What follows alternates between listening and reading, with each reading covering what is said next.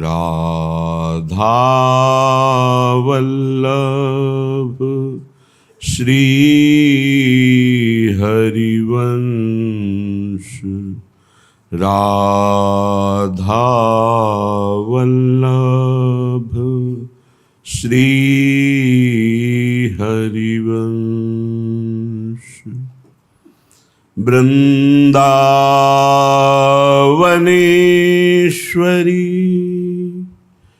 तवैव पदारविन्दम्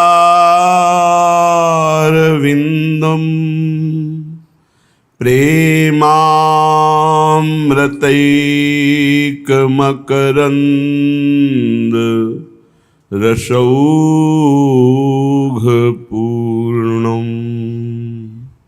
हृद्यर्पितं मधुपते स्मरतापमुग्रं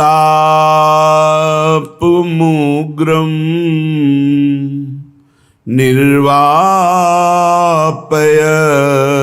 परम शीतलमाश्रयामि, परम शीतल माश्रयामि।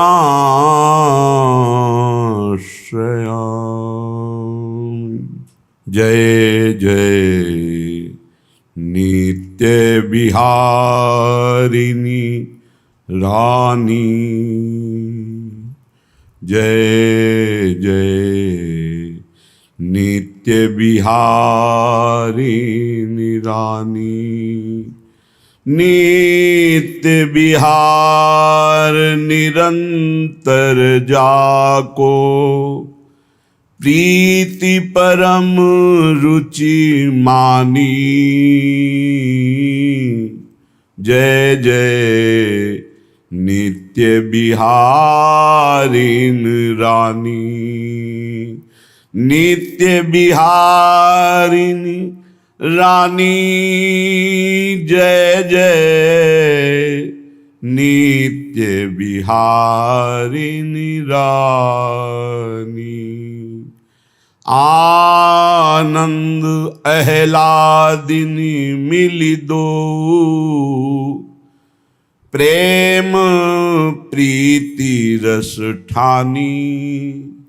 जिनके पद नूपुर कल रोसों, शब्द ब्रह्म प्रगटानी। प्यारी जू के श्री चरणों के नूपुरों की झनकार से शब्द ब्रह्म का प्रादुर्भाव हुआ। आ उ मा ओम, इसी से समस्त त्रिभुवन का विस्तार हुआ है। आ ब्रह्म है, जैसे ब्रह्म सर्वत्र व्याप्त है, ऐसे हर अक्षर पे आ व्याप्त है। ये प्यारी जू की नूपुरों से प्रकट हुआ है। का खा गा आ सर्वत्र ब्रह्म की उपस्थिति है। प्यारी जू के श्री चरणों की नख कांति का तेज ऐसा प्रबल तेज है, जिस तेज में योगी जन ध्यान करते हुए लीन हो जाते हैं, पर प्यारी जू के चरण तक नहीं पहुंच पाते। ब्रह्म तेज को ज्योति जहां योगेश्वर धरें ध्यान, ताही को आवरण तहां नहीं पावे को जान। उस तेज को भेद कर तेजो रूप निकुंज एव कलयन नेत्रादि पिंड स्थितम, ये आचार्य सहचरी स्वरूप उनकी कृपा से इस तेज को भेदने की जो सामर्थ्य है वो मंत्र से प्राप्त होती है। कल्याण हो जाना, भगवत प्राप्ति हो जाना ये सहज है। नाम जप करते हैं, सतधर्म से चलते हैं, पर प्रिया प्रीतम की सहचरी बनकर उनकी सेवा में निरंतर रहना, समस्त सुखों की खान मोक्ष सुख को भी त्याग कर, लोक लोकांतर के सुख तो मोक्षाभिलाषी ही त्याग देता है, लेकिन प्रियालाल के प्रेम सुख की अभिलाषा, मोक्ष सुख की अभिलाषा का भी त्याग करा देती है। ये केवल निकुंज से जो आए हुए आचार्य रूप सहचरियां हैं, उन्हीं के प्रदत्त मंत्र में इतनी सामर्थ्य है कि तेज का जो आवरण है उसको भी चीर कर, उसको भी पार कर प्यारी जू के गोरे चरणारविंद तक पहुंच पावे। इसलिए यहां कह रहे हैं, आनंद अहलादिन मिली दो, प्रेम प्रीति रस ठानी, जिनके पद नूपुर कलरसो शब्द ब्रह्म प्रगटानी। भगवान शंकर त्रिकालज्ञ हैं। उन्होंने देखा कि अनेक मंत्रों का प्रादुर्भाव प्यारी जू के नूपुरों की झनकार से हुआ। राधा कृपा कटाक्ष में पढ़ लेना, अनेक मंत्र नाद मंजू, हाँ, नूपुरों के रव, नूपुरों की ध्वनि से जो स्खलित होता है, अनेक मंत्र प्रादुर्भाव प्यारी जू के चरण नूपुर से हुए। जाकी महिमा प्रगट वेद में, नेति ही नेति बखानी, ताको वैभव प्रगट निकुंज में, यहाँ अद्भुत खेल कहानी। जय जय नित्य विहारिणी रानी। जिसे वेद नेति नेति कहता है, इशारा करता है रसो वैशः रसम हृवाम लब्ध्वानंदी भवतु, वह परब्रह्म परमात्मा रस स्वरूप है। पर उसकी कैसी रसकेली है, कैसे रसभूमि में वो रसकेली करता है, कैसा रस स्वरूप है, ये वर्णन नहीं किया। इसके लिए नेति नेति कहा है। इसका वर्णन रसिकों ने किया है। वृंदावन नित्य विहार रस के रसिकों ने, जो रस ही की मूर्ति दो रसिक लाडली लाल, रससों ही बिलसत रहें रस भरे नैन विशाल, इनको देखा, नेति नेति नहीं, इनको देखा, इनकी रसकेली को देखा, रसभूमि वृंदावन को देखा और अपने भी रस स्वरूप का अनुभव किया। इसलिए भगवत रसिक रसिक की बातें रसिक बिना को समझ सके ना, क्योंकि वेद जिसे नेति नेति कहता है, निकुंज में उसकी जो रसकेली हो रही है उसकी पहचान, जब वेद वहीं भागवती के ऐश्वर्य को नेति नेति कहता है तो महामाधुर्य रस तक तो पहुंच ही नहीं। जो रस नेति नेति श्रुति भाख्यो, ताको तय अधर सुधा रस चाख्यो। शाखा पत्र फूल फल सब देखत ही सुखदानी। वृंदावन की लता, वृंदावन के फल फूल, खग मृग पशु पंक्षी, इनके दर्शन मात्र से माया दुख का नाश हो जाता है। अली माधुरी सब ही की मूल, ये श्री राधा महारानी। महामाधुर्य रस, प्रेम रस, उत्तम भक्ति रस और महाशक्ति, ये सब की मूल है श्री लाडली जो। अनंत शक्ति, अपार सामर्थ्य, मूल प्रकृति, आद्या शक्ति, सब इन्हीं के अंश हैं, सब इन्हीं के अंश।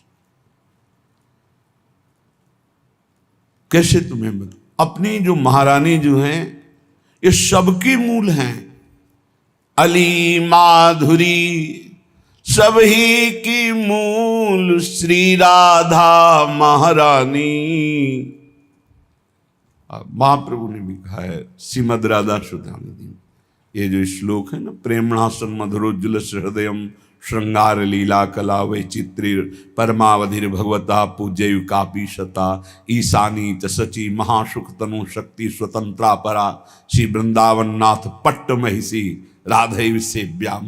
मेरी सेव्या श्री वृंदावन नाथ पट्ट महिषी और इन्हीं के अंश से सब महाशक्तियां प्रकट हुई। सबकी मूल श्री राधा महारानी। बड़े भाग्यशाली जिनको श्री किशोरी जी की दया दृष्टि से श्री धाम वृंदावन का आश्रय मिला, रसिकों का संग मिला और जुगल नाम, जुगल मंत्र, जुगल उपासना, जुगल सेवा, ये अद्भुत सौभाग्य है। श्रीपाद प्रबोधानंद जी महाराज कहते हैं कि जो दृढ़ता पूर्वक रसिकों का संग और वृंदावन की उपासना का रंग, तो बोले ये नित्या निर्विकारा, वो नित्य स्वरूप को प्राप्त होते हैं। रोज का रोज विकार धीरे धीरे नष्ट होते जाते हैं। ये जो विकार हैं ये उन्माद पैदा करते हैं। प्रमाद स्थिति, प्रमादित कहते हैं करने योग्य कार्य को ना करना और ना करने योग्य कार्य का उत्साह हो जाना, इसे प्रमाद कहते हैं। बहुत खतरनाक है। करने योग्य कार्य में उत्साहहीनता ना करना और ना करने योग्य कार्य में प्रबल उत्साह हो जाना, ये बड़े बड़े बुद्धिमान विवेकियों को भी नीच आचरण में उतार देता है। प्रमाद ये तभी रहता है जब भजन का क्रम टूटता है। आप देख लेना, ना करने योग्य कार्य का जब आपके हृदय में प्रभाव छा रहा हो तब आप उस समय तो देख ही नहीं सकते। अगर देख ले तो समझ जाए, उस समय नाम नहीं चल रहा होगा, उस समय भगवत विस्मरण हो रहा होगा।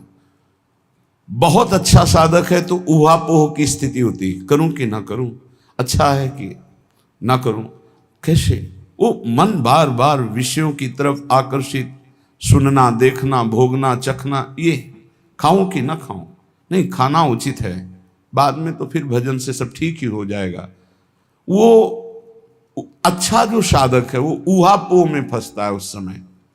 लेकिन जो नाम जापक निरंतर है, कभी प्रमाद की स्थिति उस पर आना भी चाहे तो टिकती नहीं है।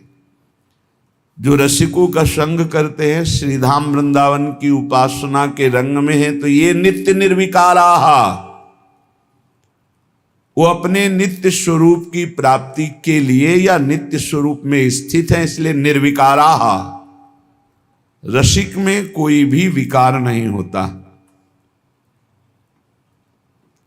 फिर भी आप भोजन रखो तो अनुकूल प्रतिकूल उसमें ये हटाओ, ये रख लो, ये ऐसा, ये नहीं पता, ये पालेंगे। इसका मतलब क्या अभी उनके अंदर कोई प्रियता है, कोई त्याज्य है? नहीं, ये स्वभाव साधना का है। स्वभाव है साधना का। साधना से स्वभाव उस कोटि का परिपक्व हो गया है कि साधना और शरीर के अनुकूल ही विषय को ग्रहण करेंगे, प्रतिकूल का त्याग कर देंगे। ये उनकी स्वाभाविक स्थिति है। स्वरूप से इसका कोई लेना देना नहीं, ये स्वभाव बन चुका है। जैसे जिसका स्वभाव साधन काल में कोई व्यसन करने का, तो सिद्धावस्था में भी वही व्यसन करेगा। साधन अवस्था में जो प्रिय रुचिकर पाता रहा है, वही सिद्धावस्था में भी उसकी रुचि उसी पदार्थ में होगी। यद्यपि उसकी कोई रुचि नहीं रह गई, फिर भी सामने पदार्थ आने पर उसी पदार्थ में रुचि होगी जितनी रुचि पीछे रही है। परिपक्व अवस्था में स्वभाव ऐसा ही बन जाता है जिससे आप परिचय नहीं पा सकते हैं कि स्थिति प्रज्ञ होने पर ऐसा कैसे हो सकता है। तो ये नित्य जो स्वरूप में स्थित है, निर्विकाराः, उनमें कोई विकार नहीं होता। वो विषयान ग्रहणंतु मुंचन्तु वा, वो विषयों का त्याग करें तो कोई फर्क नहीं पड़ता, कोई लाभ नहीं। अगर विषय सेवन कर रहे हैं तो कोई हानि नहीं, क्योंकि वास्तविक वो विषय सेवन हो ही नहीं रहा है। निर्विकाराः, जो स्वरूप में किंचन मात्र भी स्थिति हुई है, इन विकारों की सत्ता नहीं रह जाती। नहीं स्वात्मा रामम विषय मृग तृष्णाम भ्रमयति, मृग तृष्णा अज्ञानी को दौड़ा सकती है कि जल है, लेकिन ज्ञानी को नहीं। जो विवेकवान है, आत्माराम है, उसको नहीं, क्योंकि उसकी अचाह स्वाभाविक स्थिति होती है। पूज्य राधा बाबा ने एक बार भाई जी से पूछा कि ये मीठा को देखते ही हमारी रुचि हो जाती, क्या अभी मीठा में प्रियता है क्या? हमें लगता है क्या ये कमी बकाया रह गई है अभी? पूज्य भाई जी ने कहा नहीं, इस शरीर की कमी है। शरीर को अगर मीठे की मांग है तो मीठा सामने आते ही अभ्यास, पूर्वाभ्यास, वो अच्छा लगने लगेगा। तो सिद्ध पुरुषों में भी ये रख दो, ये हटा दो, इसका मतलब उनके लिए कोई प्रिय अप्रिय नहीं है, पर वो स्वभाव साधन काल का वैसे ही चलता है। ये नित्या, वो स्वरूप स्थित, निर्विकाराः, वो निर्विकार स्थिति को, निरतिशय गुणाः, असमोर्ध गुण उसमें प्रकाशित हो जाते हैं। जो श्री भगवान में गुण है वो अंश से उतरते हैं अपने जनों के अंतर्गत। निष्प्रपंच स्वभावा, उनका स्वभाव प्रपंच से अतीत होता है। कितना भी उपदेश कर लो, जो अधेड़ अवस्था तक प्रपंच में रहे हैं, भजन का अभ्यास नहीं किया, हम देखते हैं उनके अंदर केवल केवल प्रपंच वार्ता ही रहती है। केवल प्रपंच मतलब शुद्ध प्रपंच, मिलावट वाला प्रपंच नहीं कि थोड़ा प्रभु हो थोड़ा प्रपंच, शुद्ध प्रपंच। प्रपंच की वार्ता ही उनसे निकलेगी। लेकिन जो बचपन से भगवान के भजन का अभ्यास किए हैं, तो अधेड़ तक पहुंचते हुए उनकी कैसी स्थिति होती है? बोले ये नित्या, निर्विकारा, निरतिशय गुणा, निष्प्रपंच स्वभावा, स्वभाव में नहीं रह गया प्रपंच के। निस्सार बातें लोग करते रहते, बड़ी अंदर से पीड़ा होती है कि अरे एक एक सेकंड कितना कीमती है, तुम उसमें व्यर्थ की बातें, बीती हुई बातें और न जाने क्या क्या। प्रपंच का स्वभाव पक्का समझ लीजिए बुढ़ापे में परिपक्व हो जाता है। जिनको ये भाव होना कि अभी हम सब कमा खा के खूब बुढ़ापे में परब्रह्म की प्राप्ति कर लेंगे, बूढ़ा तोता राम राम नहीं रटता, उसको बाल्यावस्था से सिखाया जाता है, जो सिखाया जाता है वही बोलेगा। ऐसे ही तुम्हारा मन जो है जीवन में यदि प्रपंच में लगा लिया तो प्रपंच स्वभावा, अगर श्री भगवान में लगाया तो देखो कितना बढ़िया, निष्प्रपंच स्वभावा। भक्तों के पास बैठो, वही प्रभु का नाम, वही रूप माधुरी, वही लीला माधुरी, वही सिद्धांत की चर्चा, कितना महान जीवन हो जाता है। बोले निरतिशय गुणा, असमोर्ध भागवतिक सारे सद्गुण प्रकाशित हो जाते हैं। और निर्दोषा, किसी भी प्रकार की दोष वृत्ति भक्तों में नहीं रह जाती परिपक्व अवस्था में।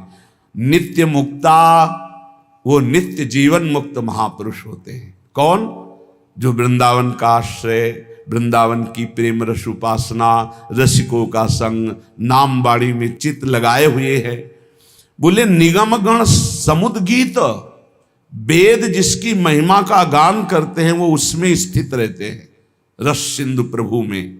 दिव्यानुभावा, वो दिव्य दिव्य भाव में विचरण करते रहते हैं। श्रीपाद लिख रहे आनंद पारा, अपार आनंद में वे डूबे हुए, संविद रस घन वपुषा, सच्चिदानंद घन स्वरूप उनका सहचरी भाव स्वरूप प्रकाशित हो गया। तो श्री लाडलीजू, कृष्ण लालजू भावैक मगना, प्रिया प्रीतम के भाव में ही एकमात्र वो मगन रहते। ये स्थिति होती है रसिक महापुरुष की। ये नित्या, निर्विकारा, निरतिशय गुणा, निष्प्रपंच स्वभावा, निर्दोषा, नित्य मुक्ता, निगम गण समुद्र गीत, दिव्यानुभावा, आनंदापार, संविद रस घन बपुषा, श्री कृष्ण भावैक मगना स्थान बंदे शील वृंदावन। मैं ऐसे वृंदावन वासी रसिक महापुरुष की वंदना करता हूं, ऐसे वृंदावन के खगमृग पशु पंछी निर्विकार स्वरूप लताओं की वंदना करता हूं। सर्व सर्वार्थ दातृन, यदि इनका संग हो जाए तो समस्त पुरुषार्थ सहज में प्राप्त हो जाए। अर्थ धर्म काम मोक्ष या प्रेम, जो चाहो रसिकों के संग से, धाम की वास से, लता खगमृग पशु पंछी की कृपा से सब कुछ प्राप्त हो जाएगा। धर्म अर्थ काम मोक्ष। इसलिए श्री वृंदावन मवनी प्रकटम प्रकृते परात् परम सुरसम राधा माधव नित्या क्रीडम संत्यज सर्वमाश्रयत। हे भाई, पृथ्वी में परम पद प्रकाशित हो रहा है। वृंदावन, वृंदावन वास कर रहे हैं मानो हम परम पद में वास कर रहे हैं। श्री राधा माधव की ये नित्य क्रीड़ा स्थली है। इसका आश्रय पुष्ट तभी होता है जब हर आश्रय त्याग दिया जाता है, शरीर का भी आश्रय। अब मृत्यु का वर्ण कर लेंगे लेकिन धाम नहीं छोड़ेंगे। और आपको सच्ची बताएं, सब ठीक हो जाएगा। नहीं, आपको तो अमुक जगह जाना पड़ेगा तभी आप ठीक होंगे। नहीं जाऊंगा, मुझे ठीक नहीं होना, मुझे मरना है। कुछ नहीं बिगड़ेगा, कुछ नहीं बिगड़ेगा। जो औषधियों में सामर्थ्य है, यंत्रों में सामर्थ्य है, वो अनंत सामर्थ्यशाली भगवत धाम वृंदावन है। यही व्यवस्था बना देगा, बहुत सहज में सर्व दुखों का नाश कर देगा। थोड़ा निष्ठा परिपक्व होनी चाहिए। वृंदारण्य मगण्य प्रभाव मनुभावयन् महाभावम गौर श्यामल दंपत्य विचल कंदर्प केलि भजेत अत्यवसेन्द्रियमपि माम सकल विधातोपि संसोच्यम अंगीकरोति राधा केलिवनम चेन महाकृतार्थोस्मि। जो वृंदावन में वास स्वीकार करके या आश्रय लेकर प्रिया प्रीतम का भजन करता है तो अगणित प्रभावशील महाप्रेम रस भाव का दान प्रिया प्रीतम उसके अंदर कर देते हैं। महाप्रेम रस, वो प्रिया प्रीतम की अविचल कंदर्प केली को इन्हीं नेत्रों से देखता है। कंदर्प केली, प्रेम केली। आज बन क्रीड़त श्यामा श्याम सुभग बनी निशि शरद चाननी रुचिर कुंज अभिराम। आज बन क्रीड़त श्यामा श्याम, देख रहा है उपास। खंडन अधर करत परिरंभन ऐचत जघन दुकूल। ये जो रस है, ये समस्त विकारों का नाश करके अति उत्तम महाप्रेम प्रकाशित करता है। ये केवल शरीर भाव का नाश होने की देरी है। इन्हीं पदों के गायन से शरीर भाव नष्ट हो जाएगा। महाप्रभु ने बताया शरीर भाव कैसे नष्ट होता है। तो कहा, थे बचन मिथुन मुख निसरत सुन सुन देह दशा किन भूलो।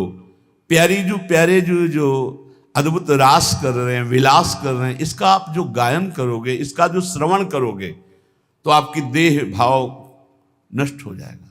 श्रवण सुनत प्रापक रति राधा पद अम्बुज सुकुमार। अद्भुत प्रेम प्रकाशित होगा तो प्रेम का प्रभाव होता है। देह कुटुंब ते जाए छूट सब ही विदिना। तो देहातीत स्थिति पे फिर देखो। खन्नन अधर करत परिरंभन चत जघन दुकूल उर्नक पात तिरिछी चितवन दंपति रस समतूल। वे भुजपीन पयोधर पर शतवाम दृशा पिहार। ये जो इसकी व्याख्या नहीं हो सकती। ये जो स्थिति है, ये प्यारोडुम क्षमते ने अच्छी सुखादि नाम तो ध्यानगम। इतनी उच्च कोटि की दशा है जहां प्रिया प्रीतम की इस रस केली का स्फुरण हुआ तो दर्शन करने वाला ही नहीं रह जाता। मैं दर्शन कर रहा हूं ऐसा नहीं रह जाता, केलिमय हो जाता है। इसीलिए इसे अत्यंत दुर्लभ रस कहा गया है। बल्लवी सुकनक बल्लरी तमाल श्याम संग लाग रही अंग अंग मनोभिरामिनी बदन जोत मनोमयंक अलक तिलक छवि कलंक छपत श्याम अंक मनो जलद धामिनी। ये देखने की सामर्थ्य विगत वास हेम कम मनोभुवंग बेनी दंड पी के कंठ प्रेम पुंज कुंज कामिनी। जैसी शोभित हरिवंश नाथ सात सुरत आलसवंत उरज कनक कलश राधिका सुनामिनी। ये सामर्थ्य केवल आचार्य कृपा से प्राप्त होती है। ये कंदर्प केली गौर श्याम जुगल जोरी की ये दान करते हैं। ये भूमि ये रसिक महापुरुष ये स्थिति दान करते तब वो उसका पान करता है। अत्य वशेंद्रियमपि इंद्रियां अतिशय वशीभूत स्वाभाविक हो जाती हैं। जब ये रसकेली प्रकट होनी होती ना तो इंद्रियों की चंचलता अपने आप शांत होकर ही अंतःकरण में अंतर्मुख होकर प्रियालाल में आसक्त हो जाती है। 5 ज्ञानेंद्रियां हैं जो शब्द स्पर्श रूप रस गंध का ज्ञान देती हैं। अब वो प्राकृतिक ज्ञान शून्य होने लगती है। वो शब्द तो प्रियालाल का, स्पर्श सुख तो प्रियालाल का, गंध तो प्रियालाल के श्री अंग की, उसके सुनने की, देखने की, सूंघने की, स्पर्श की, रसास्वादन की, ये सब वृत्तियां केवल प्रियालाल में हो जाती। अत्य वशेंद्रियमपि माम सकल विधातोपि संशोच्यम। पर सोचनीय विषय यह है कि हम इंद्रियों के वशीभूत हैं, इंद्रियों के भोगों के वशीभूत हैं।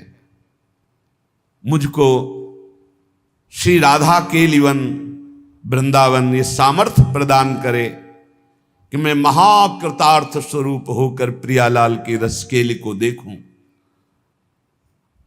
आस्ताम दुर्मति कोटिर दुश्चेष्टा कोटि रप्यास्ताम परिभूति कोटि रस्तु श्री वृंदारण्य मास्तु ते विरहा। बहुत ऊंची बात कह रहे हैं। कोटि कोटि दुर्बुद्धि है हमारे अंदर, करोड़ करोड़ गंदी चेष्टाएं हैं हमारे अंदर, करोड़ों लोग हमारा अपयश कर रहे हैं। पर यदि हमने वृंदावन का आश्रय ले लिया, वृंदावन का वास स्वीकार कर लिया, तो अब ये कुछ नहीं बिगाड़ पाएंगे, क्योंकि प्रिया प्रीतम के प्रेम का विरह, जो विरह प्रेम वो वृंदावन हमें देगा, निश्चित देगा। इसलिए श्रीपाद कह रहे मेरी प्रार्थना है कोटि कोटि दुर्बुद्धि हो, कोटि कोटि दुश्चेष्टाएं हो, कोटि कोटि तुम्हारी निंदा हो रही हो तो निराश मत होना। ये मानव देव भगवत प्राप्ति के लिए आ जाओ वृंदावन, सत्संग करो, प्रियालाल की शरण में हो जाओ।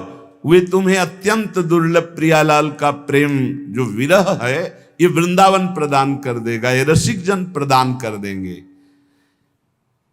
सबसे ज्यादा फसाव मन का परस्पर विरोधी शरीरों पर होता है। आकर्षण, शरीर भोग की वृत्ति, ये प्रेम रस में डूबने नहीं देती। इसलिए आगे के श्लोक में इसके लिए बहुत निंदा की है। स्त्रीणाम्नि दुष्ट नरके विमूत्र श्लेष मपूयाद्यैः पूर्णे गते पिकरणे स्वावांत वन निवस राधिका रामे। ये जो शरीर भोग की इच्छा सबके अंदर रहती है, चाहे स्त्री हो, चाहे पुरुष हो, चाहे कोई भी हो। यदि भजन करके इस भाव को मिटाया नहीं गया तो चाहे बूढ़ा हो, चाहे जवान हो, चाहे कोई भी, सबके अंदर एक इच्छा जरूर बनी रहती है भोग की, शरीर भोग की। स्त्री नामनी दुष्ट नरके विमूत्र श्लेष्म पूयाद्यई। ये दुष्ट बुद्धि जो पर शरीर भोगने की इच्छा रखती है, इसको समझाओ भाई किस द्वार को भोगना है। बोले नरक द्वार को, निरय नरक द्वार। उसी से निकले हो, वहीं जाने के लिए फिर वहीं रति कर रहे हो। होश में महापुरुष जन बेपर्द होकर डांट रहे हैं। क्या है? विणमूत्र, श्लेष्म, पूयाद्यई, विष्ठा का द्वार है और मूत्र का द्वार है क्या? घृणित स्थान, दुर्गंध युक्त, नरक का विषय। इसलिए भाई पूर्ण गति पिकरणे, कान खोल के सुन लो। स्वावांतन निवश राधिका रामे, श्री किशोरी जी के इस रमण उपवन में यदि आप अपनी अंतिम सुधारना चाहते हो, चाहे जितने दुष्ट रहे हो, चाहे जितने दुष्ट आचरण किए हो, चाहे जितनी तुम्हारी निंदा रही हो, तुम्हें प्रेम मिल जाएगा। पर एक बात से वर्तमान में बचो, शरीर भोग से। मन तुम्हारा गंदा हो रहा होने दीजिए, इंद्रियां तुम्हारी गंदगी की तरफ जा रही हैं, परेशानी कोई बात नहीं, सब ठीक हो जाएगा। लेकिन गंदगी करने की चेष्टा मत करना। ये धाम की बात कह रहे कि अगर आप राधा रामे श्री किशोरी जी के इस महान प्रेम रमणीय वन में तुम्हें आश्रय मिला है, तुम्हें वास मिला है, तो शरीर भोग से बच जाओ। शरीर भोग की चेष्टा मत करना। स्पष्ट कह रहे, कुछ नहीं है पर बहुत आकर्षण इसी का है, बहुत आकर्षण है। वीणमूत्र श्लेष्म पूयाद्यय है, जिन द्वारों को स्पर्श करने के बाद कई बार रज लगा के हाथ धोना होता है, उसमें सुख खोज रहे हो। हमें लगता है इनके शरीर में सुख है, इनको लगता है उनके शरीर में सुख है, और दोनों सुख रहित पूरा जीवन व्यतीत कर देते हैं। सुख की खोज गलत नारकी गति में, दुष्ट नरके, ये स्वभाव दुष्ट नरक की प्राप्ति कराएगा। बचो, ऐसे संसर्ग से बचो जिसमें ऐसी भावनाओं की पुष्टता होती है। हरिरीति वृंदावन रति विवेक विरतिश्च दुरमुत किरति, स्त्री रूपा हरिमाया तदुपर मायाति दूरतो पायः। हरि माया फंसाती है सबसे जोरदार शरीर भोग में, और धामों में तीर्थों में तो ज्यादा, क्योंकि पाप बने तुम्हारी दुर्गति हो, नरक जाओ। देख लो, जितने भगवान के परम पावन धाम हैं, तीर्थ हैं, इनमें विशेषता शरीर भोग की सुविधा आपको बहुत मिल जाएगी, बहुत मिल जाएगी। बहुत सावधान, आए किस लिए हो, क्या करना है, ये ध्यान देना है। हरिरीति, ये हरि की माया है। हरि माया तदुपर मायाति दूरतो पायः। ये भगवान की भक्ति में, भगवत प्राप्ति में, भगवत धामों में, भगवत तीर्थों में सर्वत्र पाई जाती है, क्योंकि हरि की माया किसी और की नहीं कि आप प्रवेश नहीं कर सकती। ये तो दिव्य वृंदावन में प्रवेश नहीं कर सकती, प्रगट वृंदावन में खूब धूम है। हरिद्वार चले जाओ, काशी चाहे जहां चले जाओ, ये तो खूब देखा है। काशी के घाटों में जहां अकेले बैठते थे, वहां देश विदेश की जोड़ियां आकर के, जोड़ियां की जोड़ियां ऐसे बैठी हुई विविध प्रकार के व्यसन कर रहे दिखाई दे रहा था। अपने को संभालो, लंका निश्चर निकर निवासा, और वहां विभीषण जैसा महाभागवत हुआ। अगर भक्ति करनी है तो लंका में भी भक्ति कर ली, और अगर भक्ति में ढिलाई रख ली तो धाम में भी नहीं कर पाओगे। यहां भी बहुतायत है, बहुतायत। ये बहुत समझने का विषय है, बहुत समझने का विषय। चाहे स्त्री शरीर हो, चाहे पुरुष शरीर हो, भगवत प्राप्ति के लिए बढ़िया दांव लग गया, वृंदावन का आश्रयवास मिला है, तो इसमें हरि माया जाल रचती है। भक्ति में, धाम में, तीर्थों में ऐसा मत समझो कि भक्ति में माया का प्रवेश नहीं हो सकता।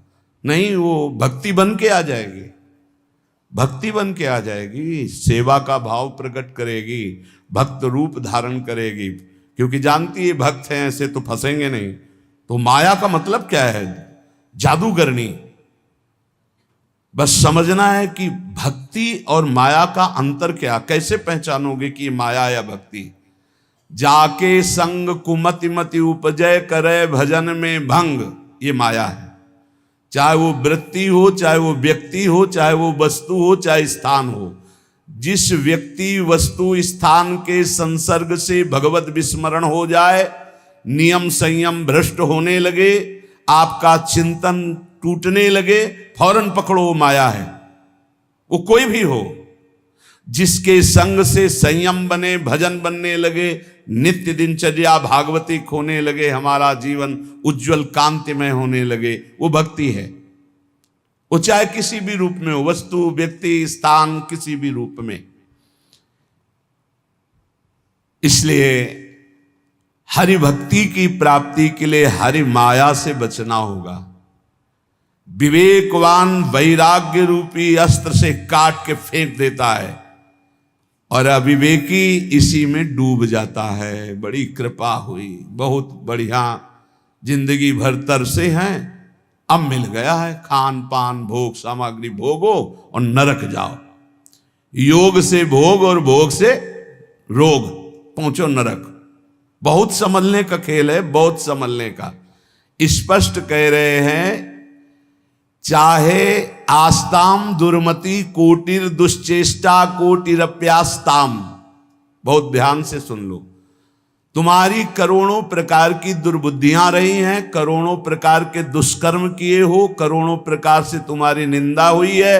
अब तुम वृंदावन आ गए हो, अब होश में हो जाओ तो तुम्हारे अंदर विराग प्रिया प्रीतम का प्रेम प्रकट हो जाएगा। इसमें बाधा पहुंचाने वाला क्या है? बोले स्त्री नाम निदुष्ट नर के विणमूत्र श्लेष्म पूयाद्य पूर्णे गते पिकरणे। कान खोल के सुन लो, मलमूत्र के द्वारों में भोग की वृत्ति रखना दुर्गति पाना है। हरिरीति वृंदावन रति विवेक विरतिश्च दुरमुत्किरति। स्त्री रूपा हरिमाया तदुपर मायाति दूरतोपाया। हरिरति हरि भक्ति प्राप्ति की मार्ग में चलने वालों को ये माया हरि भक्ति का रूप रख करके आती है। बहुत सावधानी की जरूरत है, बहुत सावधानी की जरूरत। देखो, पूतना ने ऐसा रूप रखा था कि हिम्मत ही नहीं हुई यशोदा मैया की या और किसी ब्रजगोपी की पूछ ले कि तुम कौन हो और कहां से आई हो। सब लालजू की तरफ ही इशारा करती जाती, क्योंकि इतनी सुंदरी वैभवशाली साक्षात लक्ष्मी जी मानो आ रही, तो बोले अपने प्रीतम से मिलने जा रहे, इशारा कर दिया। किसी की हिम्मत नहीं हुई। ऐसे ही जब माया किसी बड़े भक्त को छलती है, जब उत्तम साधक को छलने जाती, तो ऐसा वैसा रूप नहीं कि आप ऐसे रोक सको। हर ज्ञान, हर बात, हर उत्तर। फिर तुम्हारी श्रद्धा, तुम्हारी भक्ति किस कोटि की है? अगर विवेक वैराग्य की तलवार से काट सको तो काट सको, नहीं तो तुम्हें काट के रख देगी। यदि हरि का भरोसा है, अहंकार नहीं किए हो तो बचा लेंगे, अगर अहंकार है तो मुंह भरा गिरोगे। देवर्षि नारद जैसे महाभागवतों को भी परास्त करने की सामर्थ्य ये हरि माया रखती है। शिव विरंचिका मोह को है पुराण, असजिय जान भजी माया पति भगवान। जो ज्ञानिन कर चित अपरई, बरियाई विमोह बस करई, अज्ञानिन की तो कौन बात। इसलिए उत्तम कुरुते योषिदत दृष्टैव दुष्ट मदिरेव अतिवन वसति रसक्या हा वृंदारण्य किन्नु में भविता। जब कोई भोग दृष्टि से किसी माता बहन को देखता है तो मदिरा में उतना नशा नहीं, इतना उसकी बुद्धि भ्रष्ट हो जाती इस दृष्टि मात्र से। इसलिए गोस्वामी तुलसीदास जी ने कहा है, जो चाहे आपन कल्याणा सुजस सुमत शुभ गति शुभ नाना, सो परनार लीलार गोसाई तजौ चौथ के चंद्र की नाई। जैसे चौथ के चंद्रमा को देखने से कलंक लगता है, ऐसे ही किसी भी माता बहन की तरफ काम दृष्टि से देखोगे मरोगे, मरोगे। मरना परमार्थ से भ्रष्ट हो जाओगे, होश में हो जाए। ये जब बहुत तिरछी चितवन से माताओं बहनों की तरफ जो देखते हैं तो लगता है तुम समझते हो हम बड़े वीर हैं, बड़ी चतुराई से देख रहे हैं। अरे अपने नाश का रास्ता पुष्ट कर रहे हो, उनका कुछ नहीं बिगाड़ पाओगे। वो हरि माया बलवंत भवानी, वो इतने बल से युक्त है, तुम्हारा चितवन मुस्कान सब तुम्हारे लिए ही नरक का द्वार बन जाएगी। इसलिए होश में। अरे आए हो अपना काम बनाने की, काम बिगाड़ने आए हो? जहां काम बन रहा है वहीं काम बिगाड़ने आए हो तो तुम्हें विश्व में कहां ठोर मिलेगी?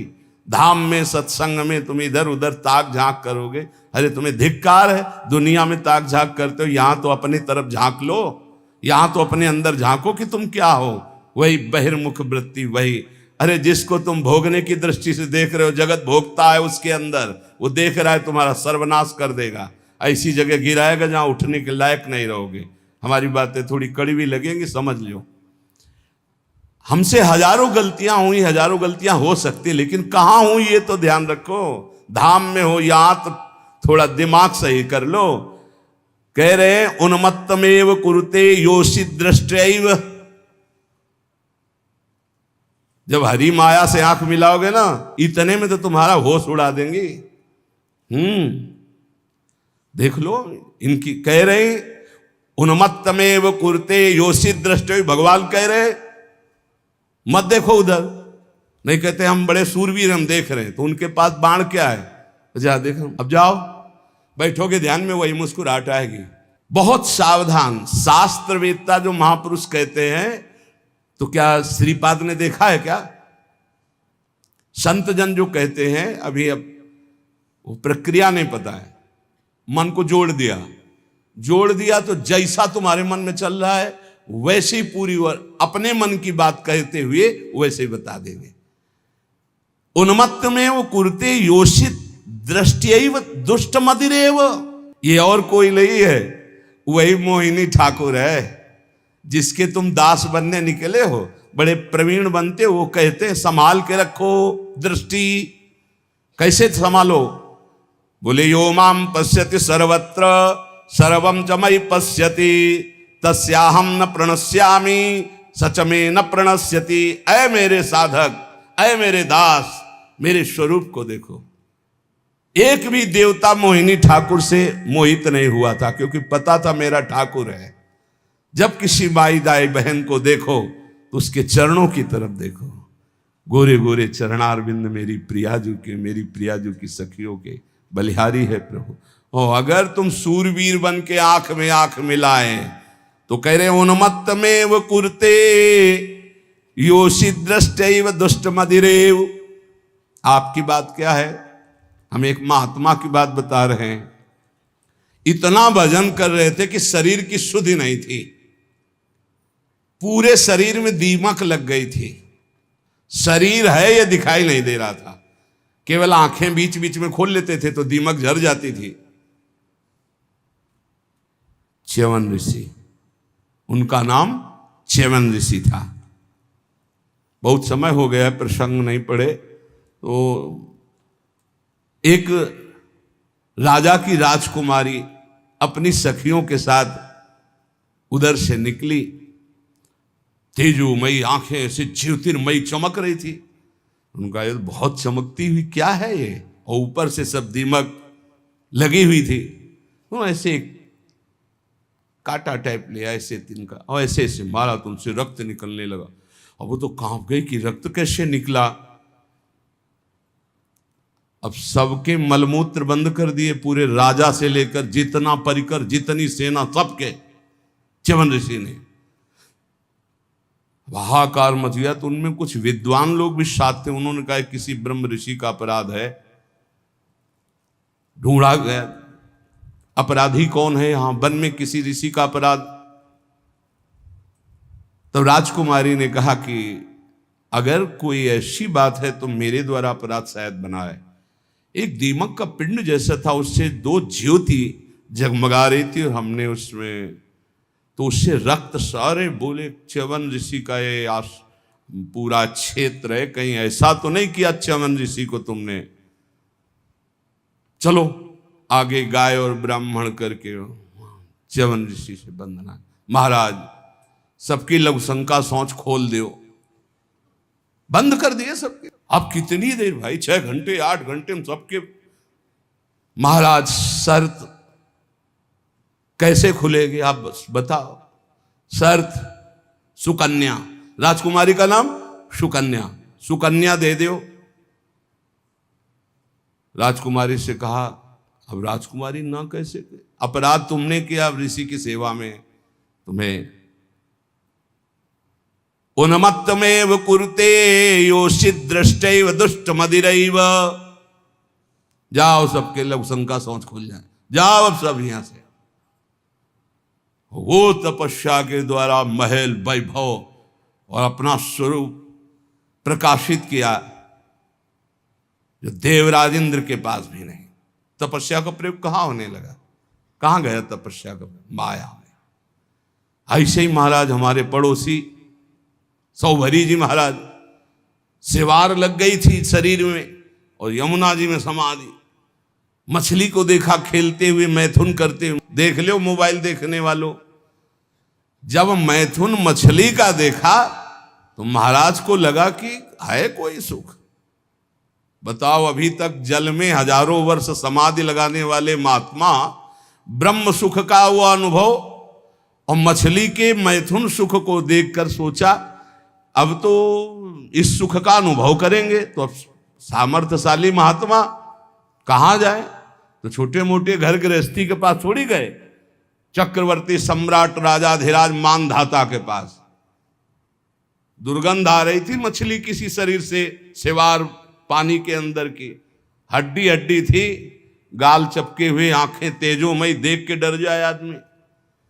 महाराज तो मानधाता बहुत बड़े प्रतापी राजा हुए हैं। महाराज आज्ञा कीजिए। बोले विवाह करना चाहता हूं। बोले आदेश कीजिए, किससे कराए? बोले आपकी राजकुमारी से। 50 कन्या थी। घबरा गए कि ऐसे महात्मा के लिए अगर राजकुमारी समर्पित कर दी तो मतलब राजकुमारी का जीवन क्या होगा, महलों में पल। तो उन्होंने कहा महाराज जो तुम्हें राजकुमारी पसंद हो पसंद कर ले आप उसे, क्योंकि जानते थे ना बोले कि सांप तो सांप कौन भोगे, इनको पसंद ही कौन करेगा। बोले महाराज जो तुम्हें पसंद कर ले। तो समझ गए सौभरी जी, तपस्या के द्वारा ऐसा रूप बनाया। मंत्री ने जाके कहा महाराज सौभरी पधार रहे हैं, जो राजकुमारी पसंद करना चाहे पसंद कर ले। जो पधारे तो खुशबू से पूरा महल भर गया, तेजो रूप। 50 ने कहा हम वरण करेंगे। बोले चलो। मानधाता से कहा 50 पुत्रियां तुम्हारी तय। मानधाता के सामने सौभरी ऋषि और उनके सामने दिव्य रूप।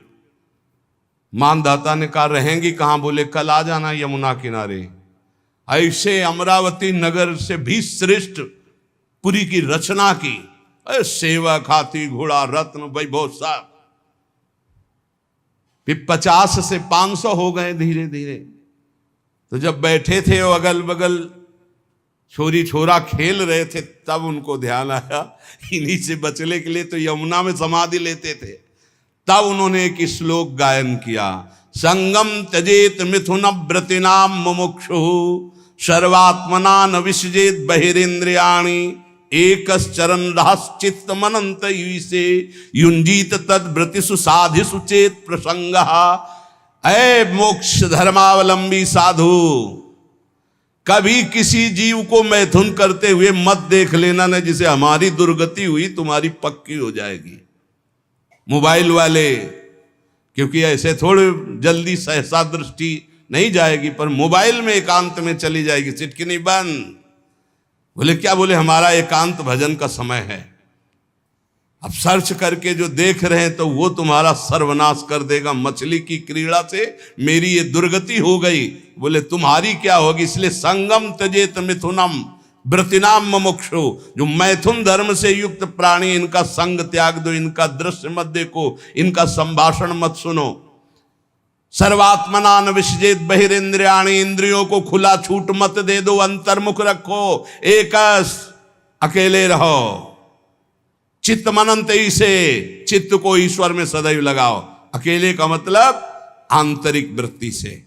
गुफा में भी प्रपंची बहुत समाज में ही रहता है, और प्रपंच में रहता हुआ साधक भी अकेला रहता है। सदैव चित्त को अपने इष्ट में लगाते रहो, किसी का संग न करो, और संग करो तो किनका? तद्व्रतेषु, जो भगवत व्रत धारण करने वाले साधु जन हैं, भक्त जन हैं, उनके बीच में रहो। ये बाढ़ है, इस बाढ़ के अंदर बच जाओगे। साधु समाज की बाढ़ में बहुत बचत होती है। अगर हम गिरने जा रहे हैं तो दूसरा हमें थाम लेगा। इसलिए कह रहे हैं उन्मत्तमेव कुरुते योषि दृष्ट्वैव दुष्ट मदिरेव। दृष्टि मिलाना बंद कर दो, दृष्टियैव दुष्ट मदिरेव। बस गए, पाताल का रास्ता पक्का। 5 बाण है उसके, 5 संधान कर दे तो शंकर की समाधि भंग कर दी। तुम तो जीव हो, शिव की समाधि भंग कर दी। औरों की तो बात जाने दो, अपने स्वरूप में आ जाए काम ना। हाँ, तो जो ब्रह्म में देखत रहे, देखें चराचर नारी में, जे ब्रह्म में देखत रहे। अबला बिलो कई पुरुष में, पुरुष सब अबलामयम। दुई दंड भरी ब्रह्मांड भीतर, काम कौतुकयम। कोई साधारण वीर है? देवाधिदेव महादेव की समाधि भंग कर दी। तब उन्होंने कहा कि त्रिभुवन में ऐसा कौन? तो देखा आम के पेड़ में छुपा बैठा, तीसरा नेत्र खोला, राख का ढेर हो गया। अब वो तो शिव हैं, तुम्हारे है तीसरा नेत्र? दुई है, तीसरा तो बंद है तो सबके तीसरा नेत्र ज्ञान नेत्र। ज्ञान से काम भस्म हो जाएगा। या प्रेम नेत्र खुले हृदय में, और या बुद्धि में ज्ञान चक्षु, वो गुरुदेव की कृपा से खुलते हैं। अज्ञान तिमिरांधस्य ज्ञानांजन शलाकया चक्षुरुन्मीलितम मेन तस्मै श्री गुरुवे नमः। ए भाई, मान लो ऐसे बात करो जब बात करना हो। ये बहुत ही सावधानी की प्रार्थना कर रहा हूं। निज अनुभव ये कहूं खगेशा, पक्का जरा सी भी चूक हुई तो जीवन भर पछताना पड़ेगा। ये ऐसा घाव है, ये ऐसा दलदल है, ये ऐसी फिसलन है, ये ऐसी डूबन है जिससे निकल पाना मुश्किल है। मुस्कुराहट तो जिंदगी की खो जाएगी। जो आनंद की मुस्कुराहट के लिए निकले हो, नष्ट हो जाओगे। इसलिए इसे सौभाग्य मत समझना कि बड़े भाग मानुष तन पावा, और मिल गया सौभाग्य। ऐसे सिखाता है मन। जिंदगी हो गई, सुख नहीं मिला, हे प्रभु तुम कहाँ हो? ये तो ढूंढते ढूंढते थक गया, लेकिन अब सुख मिला है। माया बहा ले जाएगी। आओ प्यारे, इधर आओ। कहाँ? हमारे पाले में आओ। कहाँ निकले जा रहे हो हरि की तरफ? इधर आओ। अम्मा अब तो हरि की तरफ जाने दो। अच्छा तो जाओ। अम्मा जननी सम जानहि पर नारी। जाओ जाओ जाओ। अम्मा तो बच गए, और अम्मा के सिवा और कुछ देखा तो मारे जाओगे। सब में मात्र भाव, जैसे अपनी सगी अम्मा को ऐसे देखो, चरणों की तरफ।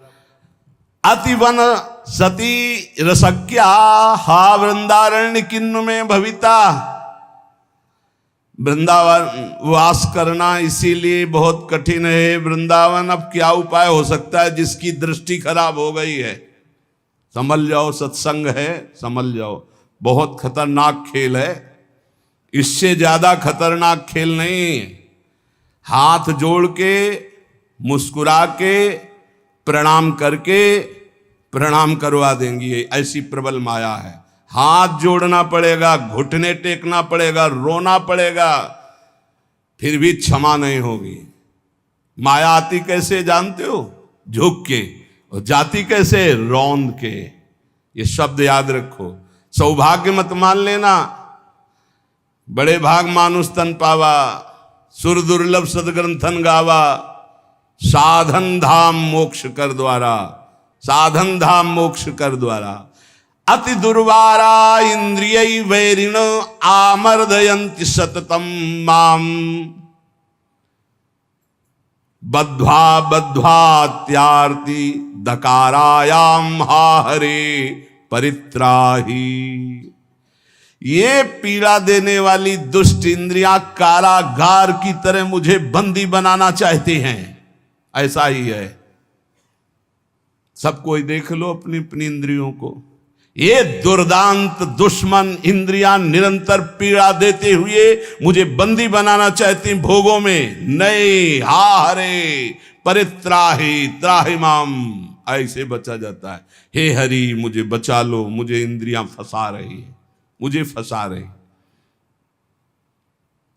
कंदर्प शविष विषखैर निरवधिमम दह्यमानस्य,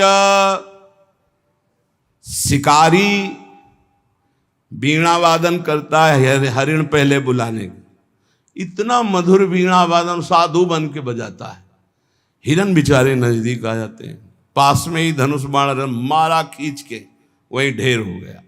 कंदर्प शविष विषखैर, ये शरीर है वीणा का, कामदेव की वीणा वादन का शरीर का आकर्षण करके, और निरवधिमम दह्यमानस्य विषखैर, काम बाण का संधान किया, ढेर कर दिया। बड़े बड़ों को इतिहास साक्षी है, इसलिए पहले वीणा वादन से ही बचे। शरीराकर्षण होने लगे तो त्राहिमाम, भागो भागो।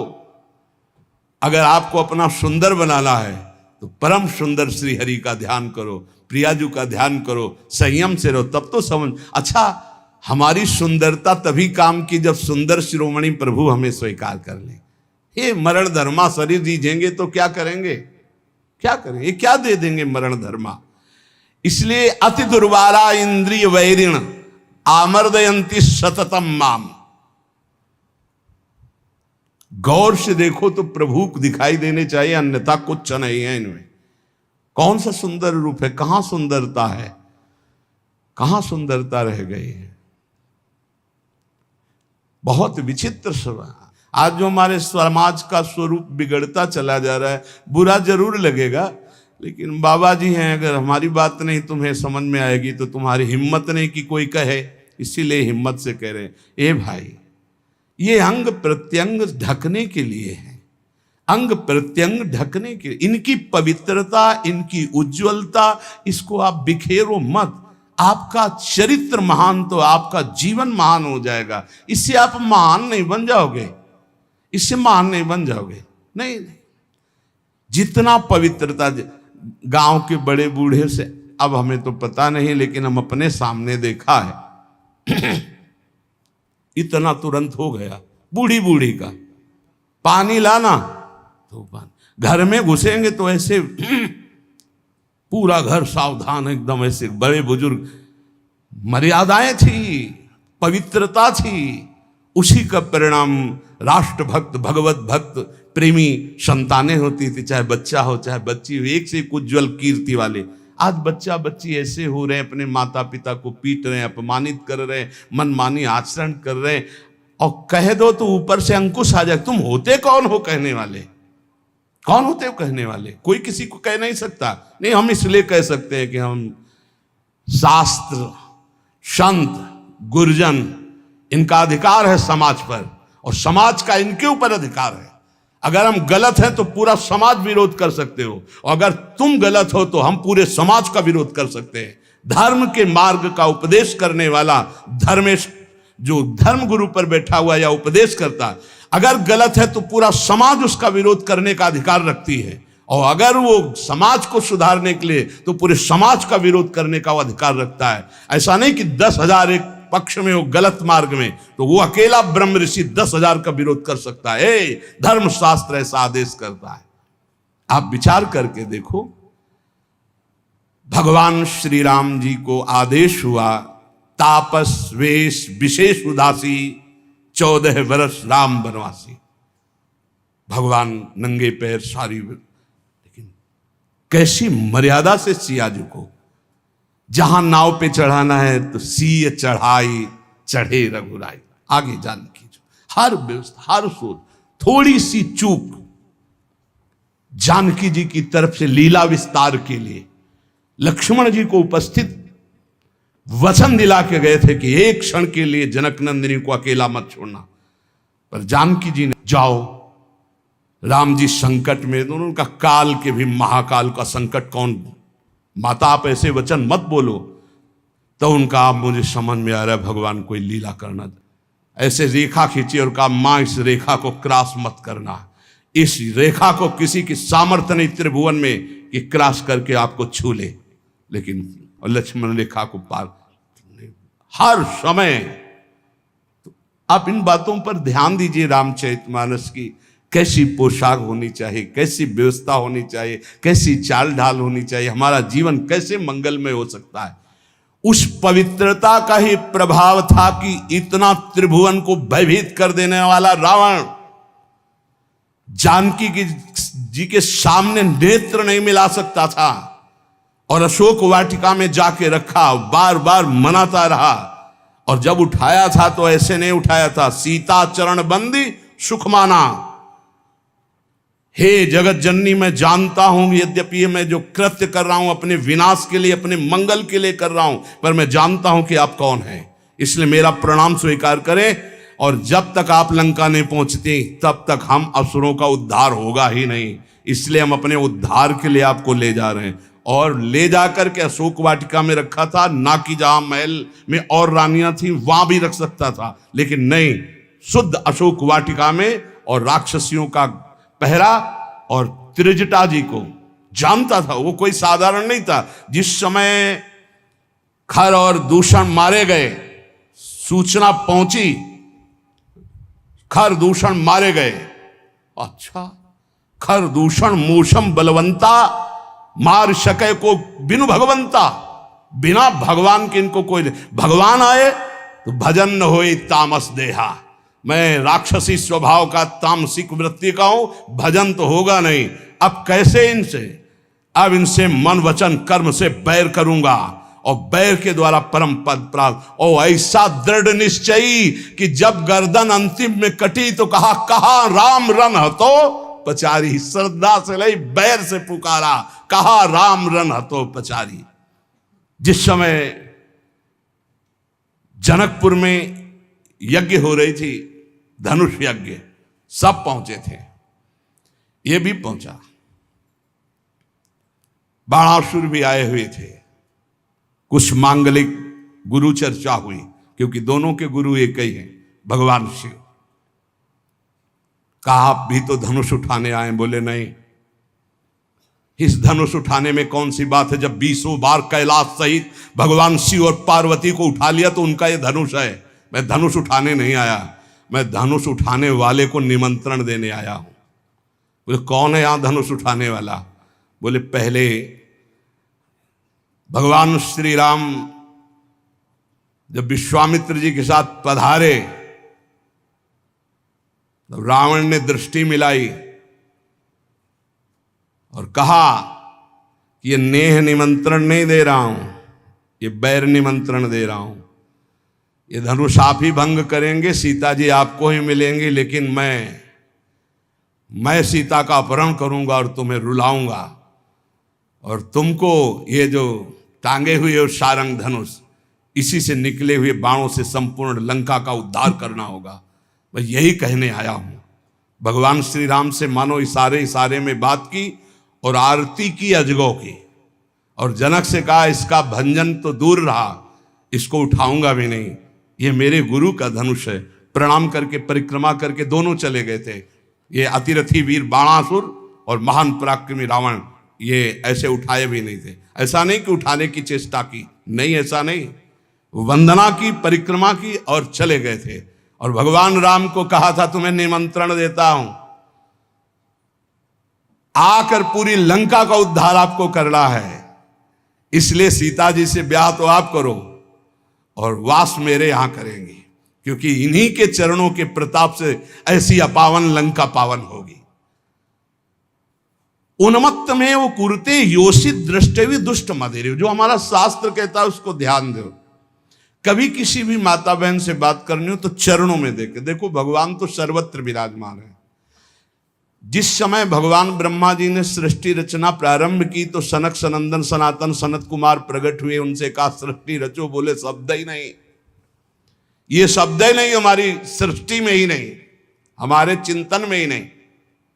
हर समय समाधिस्थ हरिशरणम, फिर और ऋषि प्रकट किए, सब अपने स्वरूप में स्थित, तब फिर अपने शरीर के दो भाग किए, एक में महाराज मनु और एक में शतरूपा। फिर ये परस्पर ऐसा आकर्षण प्रकट हुआ जिससे सृष्टि वर्धन नहीं, सब ब्रह्म स्वरूप, सब भजनानंदी। भजन में ही डूबने के लिए। तब ब्रह्मा जी ने अपने शरीर के दो भाग के, वामांग से शतरूपा और दाहिनी भाग से महाराज मनु, और यहां से फिर ये मैथुन सृष्टि प्रकट हुई। जिसे भगवत मार्ग में, चाहे वो गृहस्थ हो या विरक्त, गृहस्थ है जिससे पाणिक ग्रहण मात्र किया है उससे, विरक्त है तो संपूर्ण चराचर जगत में अपने इष्ट का भाव रखते हुए चलना है। नहीं तो अति दुर्वारा इंद्री वैरिण आमर्दयंती सततम माम। देखो, जब अच्छा साधक कहीं गड़बड़ हो जाता है तो वो अपने जीवन को ही नष्ट कर देता है। यही अपने वृंदावन की बात है कि उधर पानी घाट की तरफ कोई साधक एकांतवास करता। अभी हमसे कल प्रश्न हुआ कि नए साधक को एकांतवास करना चाहिए या सत्संग साधु समागम। तो हम कहा नए साधक को सत्संग साधु समागम करते हुए थोड़ा समय एकांतवास करना चाहिए। जैसे आप यार है तो घंटे 2-4 घंटे 6 घंटे आपका एकांत में कमरे में भी, और हर समय आप घेरे के अंतर्गत हो। अकेले रहने में, वो भी साधक को साधन में एकांतवास बहुत सावधानी का करना है। मोबाइल तो बहुत ही घातक है, बहुत ही सहायक है। अगर मन चंचल हो रहा है आप सत्संग लगा लो। मन चंचल को शांत कैसे करें, सैकड़ों सत्संग इस विषय के पड़े हुए हैं। अगर आप सावधान नहीं तो फिर मन चंचल होकर विषय सेवन में ले जाए। अब वो रोज मोबाइल का गलत प्रयोग देख रहे थे, उनको घृणा हुई अपने जीवन से और उन्होंने अपना जीवन शांत कर लिया। यही वृंदावन में क्या फायदा हुआ? जीवन शांत होने से क्या भगवत प्राप्ति हो गई? अगर सत्संग मिलता होता तो कम से कम इतनी हिम्मत तो हो जाती कि मोबाइल को ईंट से कुचल देते। अपने को क्यों शांत किया? अपने को तो आप सुधारा जा सकता है, अपने को तो बचाया जा सकता है विषय सेवन से। इसलिए बहुत सावधान, नहीं कभी आपका मन जो गलत मार्ग में शिक्षा दे रहा वही आपको नष्ट कर देगा। बहुत सावधान।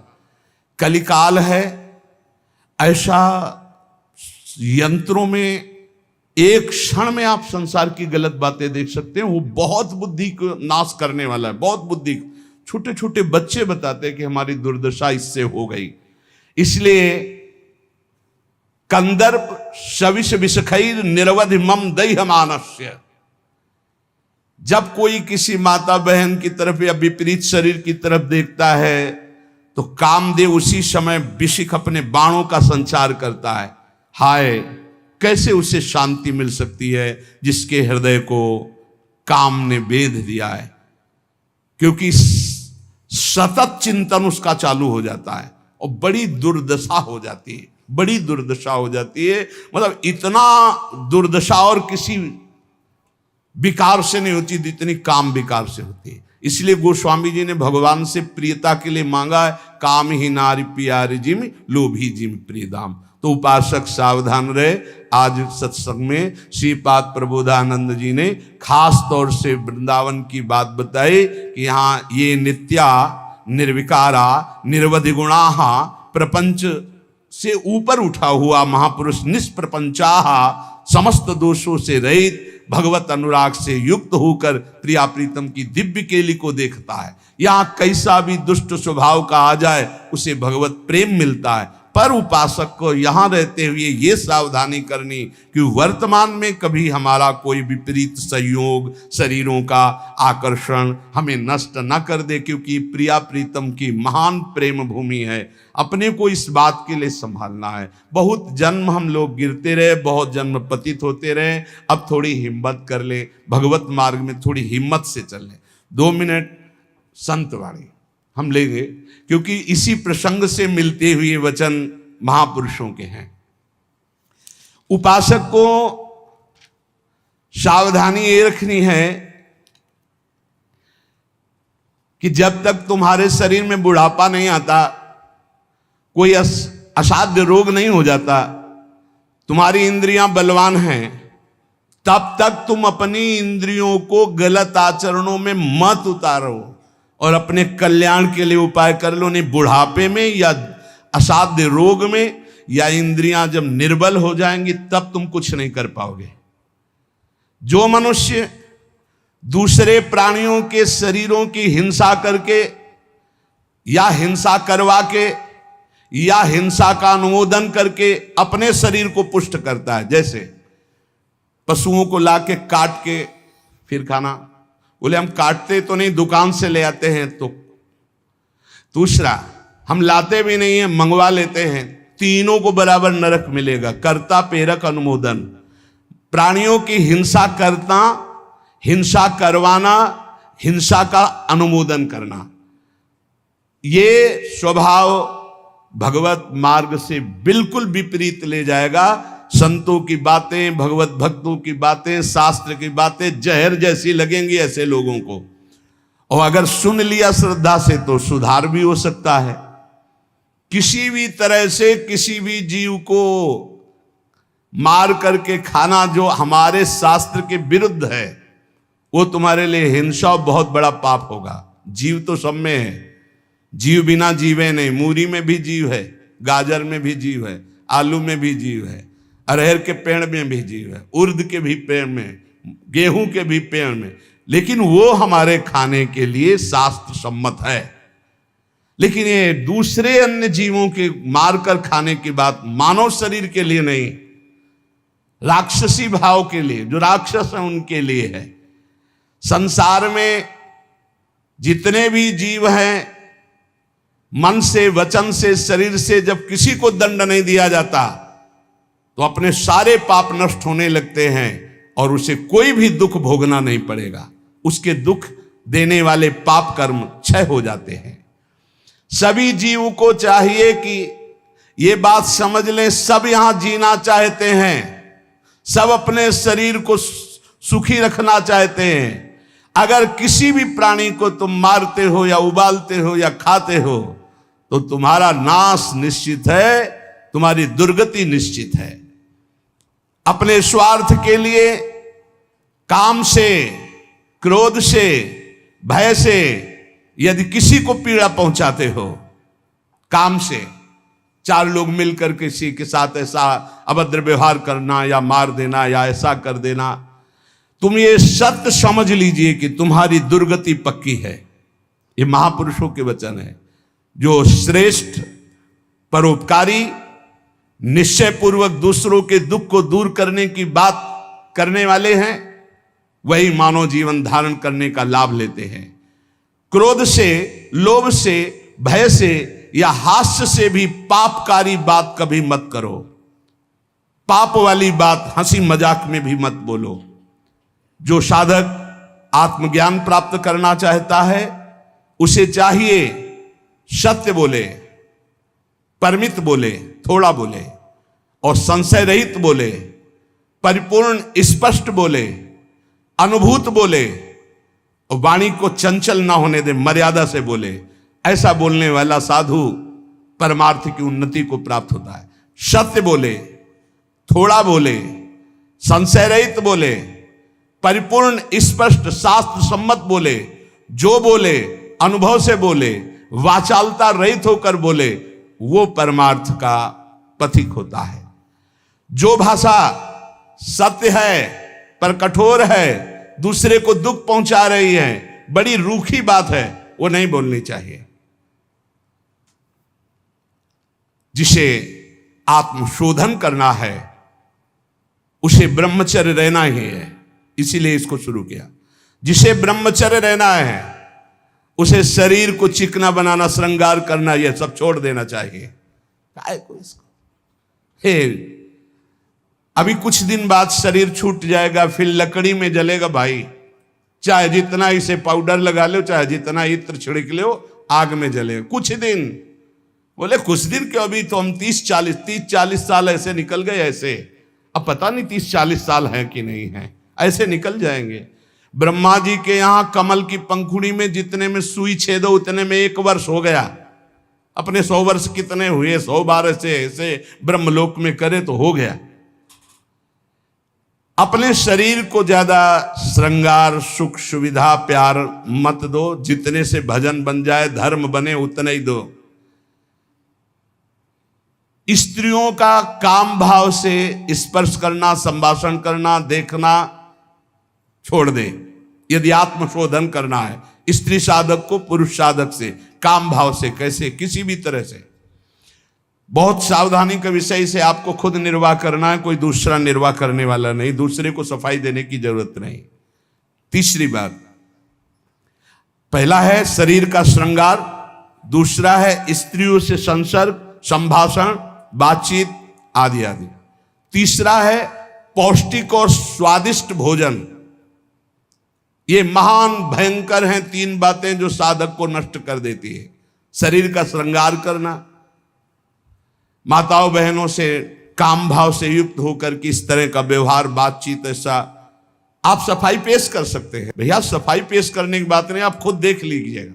आपका अगर दृष्टि ठीक है, आपका भाव ठीक है, आपका व्यवहार ठीक है भगवान को साक्षी करके, तो कोई दोष नहीं है। लेकिन यदि आप अंदर से दूषित हैं तो आप बचिए।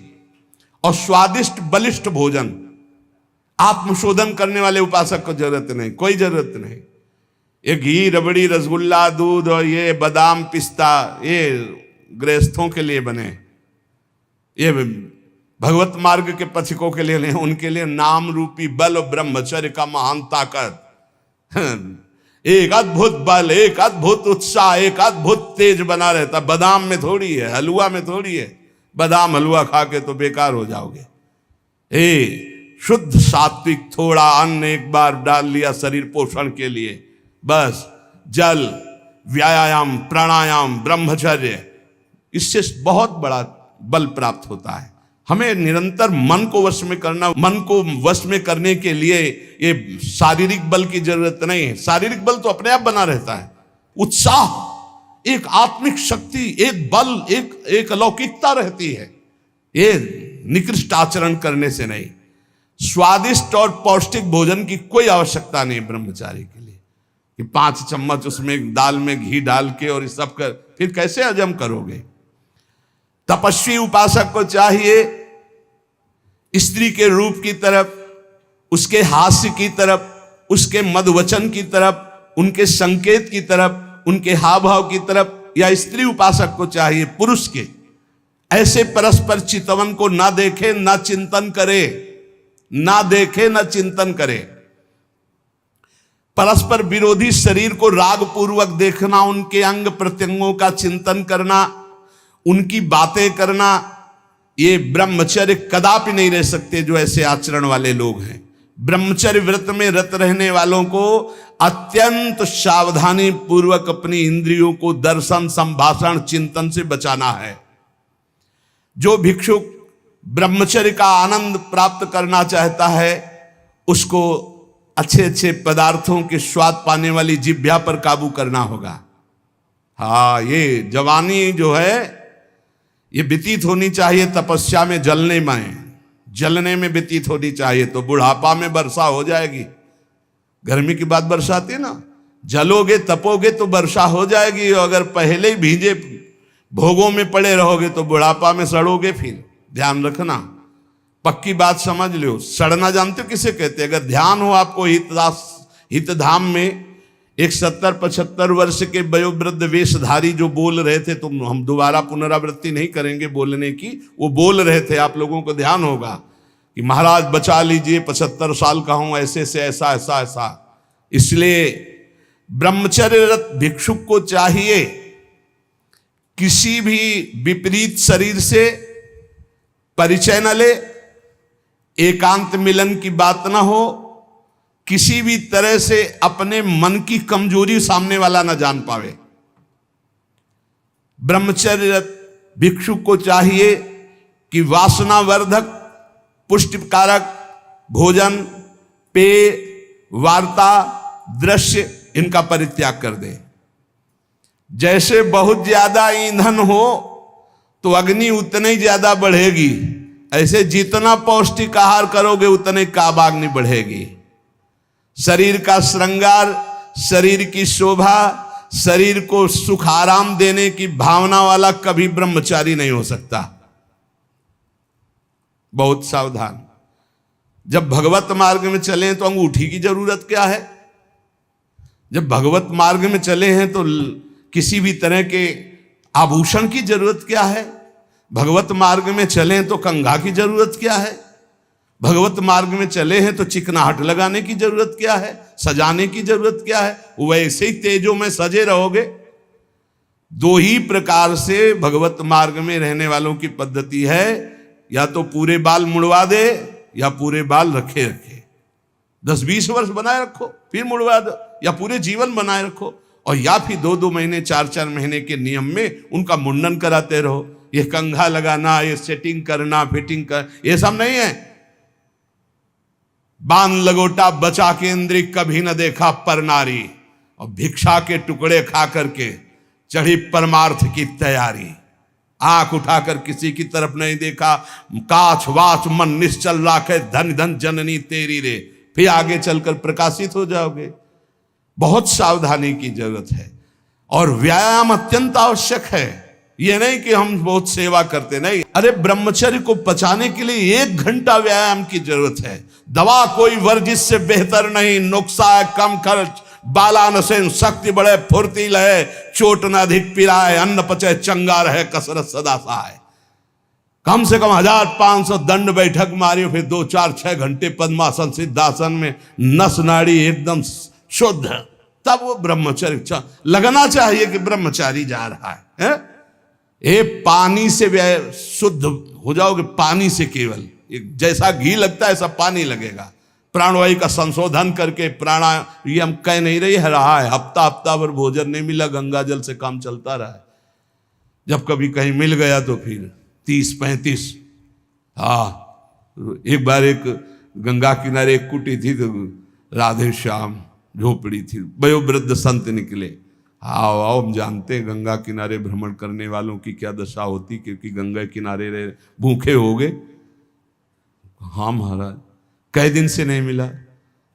हो गए होंगे 8-10 दिन। बोले बैठो, कोई त्योहार था, गांव से गए, पूरी कचौड़ी मांग के लाए। आप सही मानो इतनी, वो पूरी ला के ऐसे रख दिए, 2-4 ऐसे सब्जी के टुकड़े होंगे भिक्षा में जैसे। हमें ये भी ध्यान नहीं रहा कि इनके लिए पूछे। पूरा राधे श्याम जब पा चुके गंगा जल, हम कहा महाराज आप, बोले हमें पता है, हम शाम के फिर ले आएंगे। बोले हमें पता है गंगा किनारे कैसे होते, क्योंकि फिर पता नहीं कई दिन में मिले और कई दिन बाद मिला था। और कभी गैस की गोली थोड़ी कि गैस में कुछ नहीं, गंगा जल। अच्छा, ऐसी स्थिति में रोज आसनों पे बैठना, रोज व्यायाम करना। अभी पता नहीं आजकल के नए बच्चे व्यायाम में क्यों नहीं लगते, प्राणायाम क्यों नहीं करते, क्यों संयम से नहीं चलना चाहते। को बोले समय नहीं है, समय आधा घंटा 1 घंटा तो व्यायाम होना चाहिए। ये व्यायाम जरूरी है, गृहस्थ हो या विरक्त, आधा घंटा व्यायाम। मोटरसाइकिल भी जब चलाते हैं ना लोग, तो पहले रेस में डालते हैं, नहीं एकदम धुआं करके रेस में, फिर वो एकदम गरम। जब तुम भी रेस में डालो, सुबह उठ के 2 बजे उठे, छत में चले गए 3 बजे तक, दंड बैठक व्यायाम प्राणायाम करके एकदम फुर्सत पाए, सत्संग में ऐसे बैठे। ब्रह्मचारी मतलब आग, ब्रह्मचर्य मतलब आग, आप सच्ची समझो आग। पैर ऐसे पड़े जैसे आग में पैर पड़ते। आग में पैर कैसे पड़ते, ऐसे ब्रह्मचारी चलता है। क्या है, जैसे गिलहरी नहीं एकदम टिलटिलाती भागती है, ऐसे ब्रह्मचर्य का जीवन होता। पता नहीं तुम लोगों की बातें समझ में क्यों नहीं आ रही। हाँ, सच्ची बात कहते, ब्रह्मचर्य में खान पान वाली बात की नहीं कि रबड़ी रसगुल्ला हो तब चिकना, वो तो पेट चिकनाएगा, पेट चिकना मिलेगा एकदम। और ब्रह्मचारी के नेत्र होते हैं, नेत्र बोलते हैं, जैसे जंगली सिंह के नेत्र नहीं, ऐसे ब्रह्मचारी के नेत्र होते हैं। उसके नेत्र में एक पावर होता है, एक दबाव पक्ष होता है। वो जिस पर नेत्र डाले तो एक बार झुक जाए सामने वाले के नेत्र। ब्रह्मचर्य का ऐसा पावर, देवलोक सहित समस्त देवता उससे नित्य नमस्कार करते हैं जो ब्रह्मचारी होता है। जो भिक्षुक वीतराग शारीरिक और मानसिक ब्रह्मचर्य से परिपक्व, शारीरिक ब्रह्मचर्य और मानसिक ब्रह्मचर्य, मन और 5 ज्ञानेंद्रियों के द्वारा किसी भी विषय का धर्म विरुद्ध भोग नहीं। ये ब्रह्मचर्य धर्म है, ये ध्रुपद है, ये नित्य है, ये शाश्वत है। पूर्व काल में कितने महामुनि इससे सिद्ध हो गए, इसलिए वर्तमान में और भविष्य में भी जो शुद्ध ब्रह्मचर्य का पालन करेगा वो परम पद का अधिकारी होगा। हिंसा, झूठ, चोरी, मैथुन और परिग्रह और रात्रि का भोजन, जो इनको छोड़ देता है वही भिक्षुक सिद्ध होता है। फिर सुन लीजिए, हिंसा मन वचन कर्म से किसी भी जीव की नहीं, झूठ बिल्कुल नहीं बोलना, चोरी किसी की नहीं करना। चोरी का तात्पर्य है अगर किसी का खेत है, किसी की वस्तु है, किसी का अधिकार है, हम बिना पूछे नहीं छुएंगे। अगर वो दतून भी लेनी है और किसी के दरवाजे पे पेड़ है तो हमें इंतजार करना होगा। अगर पता चल रहा है कि गांव समाज की जमीन है, सरकारी जमीन है, किसी का अधिकार नहीं, तो हम उस वृक्ष से भिक्षा मांगेंगे, हमें एक दतून दे दीजिए। ऐसे नहीं है कि हम किसी वस्तु को स्वतः, जैसे गंगा किनारे बारी होती है और उनसे ऐसे आप फल तोड़ करके खा रहे हैं तो आप चोर हैं। यह नहीं कह रहे हमारा, नहीं, किसी की कोई भी वस्तु बिना भिक्षा किए नहीं लेना है। आगे है मैथुन का पूर्ण त्यागी वीतराग परमहंस, बैरागी, किसी भी तरह के अष्ट मैथुनों में से एक भी नहीं, और परिग्रह दान नहीं, इसीलिए भिक्षा शब्द है। तुम हमें दे रहे हो, हम नहीं लेंगे, हमें जरूरत होगी हम मांग लेंगे, हम भिक्षुक हैं। ये उपासकों की, अच्छे जो उपासक उनकी रहनी होती, ले 100 रुपया नहीं जरूरत है हमें, आधा घंटा बाद जरूरत होगी तो हम किसी से मांग लेंगे, भाई अगर हमें जहां लगेगा तो हम 5 लोगों से मांग लेंगे अगर जरूरत है, लेकिन हम तुम्हारे देने पर नहीं लेंगे। तुम्हारे देने पर दान होगा और हमारे लेने पर भिक्षा होगी। हमें जब आवश्यकता होगा, जहां से श्री जी प्रेरित करेंगे, हम मांग लेंगे, हमें नहीं चाहिए। हिंसा, झूठ, चोरी, मैथुन, परिग्रह और रात्रि का भोजन, ये साधक कभी रात्रि में भोजन न करें। और सूर्य अस्त होने के 30 मिनट पहले या 30 मिनट बाद, बस इसके आगे नहीं जाना चाहिए। जिसको ब्रह्मचर्य रहना है, साधना में रहना है, एक 9, 10, 11 बजे आराम से आप खूब बतरा के अच्छे अच्छे पदार्थ पा रहे हो, ये सब साधना के खिलाफ बात है। अगर इस समय भोजन नहीं होता, 4, 5, 6 सूर्यास्त के 30 मिनट पहले और 30 मिनट बाद तक, फिर आप पानी पी के काम चलाओ या दुग्ध ले लो 200-250 ग्राम। भोजन भरपेट मत करो, क्योंकि हमें 1 बजे रात्रि से जगना है, 2 बजे रात्रि से जगना है, हमें साधना में लगना है। और ठसाठस 11 बजे तक यहाँ पा लिए तो 10-11 बजे तक के लिए वो प्रमाद स्थिति पैदा कर देगा। रात्रि का भोजन निषेध है साधु के लिए, या तो सूर्यास्त होने के पहले या बस सूर्यास्त होने के बाद ही 30 मिनट बाद तक, मतलब 7, बहुत बहुत अधिक 7:30, 8, इसके आगे नहीं। 9, 10, 11, 12 ये सब नहीं। गृहस्थों की बात अलग। वीतराग परमहंसों का हमने स्वभाव देखा है, सूर्यास्त होते होते जो कुछ, बस फिर इसके बाद शांत। ये रात्रि का भोजन तो एकदम निषेध है, 8 के बाद तो पाना ही नहीं चाहिए। ये नियम बना लो, क्योंकि अपनी दिनचर्या में या तो ऐसा कुछ विधान करो, हमें लगता हो जाता होगा है सर, हाँ ये मतलब ये सावधानी की जरूरत, इसमें मना किया गया है। और ये वैसे भी अपनी दिनचर्या में नहीं बन पाएगा। रात्रि के 12:30-1 बजे जगना है और आपने 9, 10, 11 बजे दबा के पा लिया है तो कैसे जग पाओगे, फिर नहीं चल पाओगे। ये 5 कारण होने पर, उपदेश मिलने पर भी वो अपने जीवन में नहीं उतार पाता है।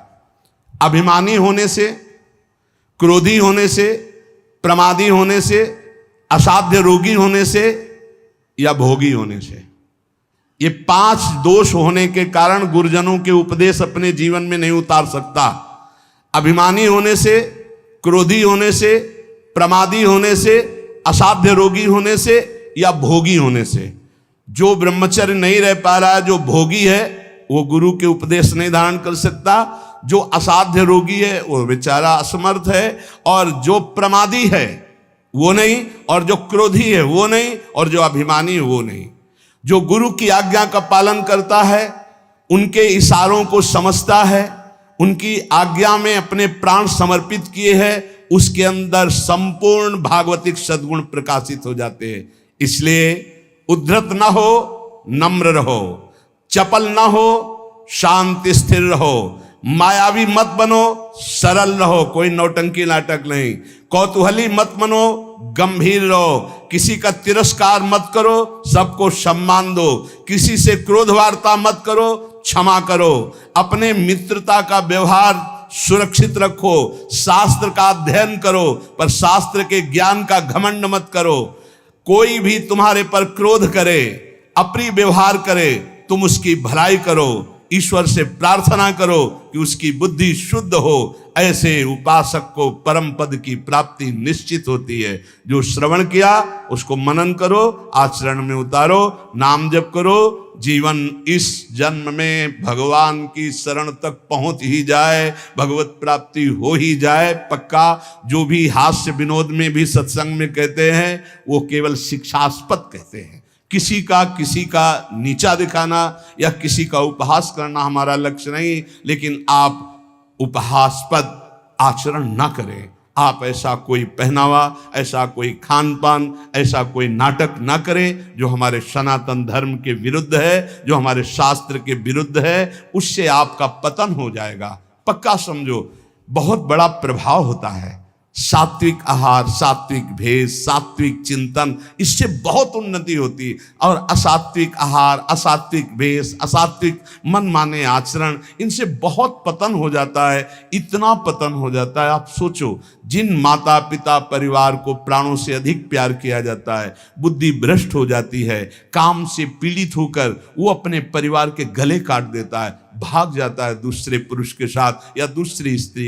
ये क्या बुद्धि भ्रष्ट हो गई। जिनकी पूजा करनी चाहिए उनकी हत्या कर देते हैं, जिनको हमें शीश पर आज्ञा उनके शीश उतार लेते हैं। ये बुद्धि भ्रष्ट हो जाती है। आप देख लो, समाज में देख लो क्या हो रहा है। इसीलिए हम अगर विनोद में भी कोई बात कहते हैं तो तुम्हारे मंगल के लिए कहते हैं। किसी को कभी कुछ चुभे, कभी कुछ कोई शब्द चुभे, उसका विचार करना वो बहुत ही कड़वा होगा, लेकिन आपको स्वस्थ करने लायक होगा।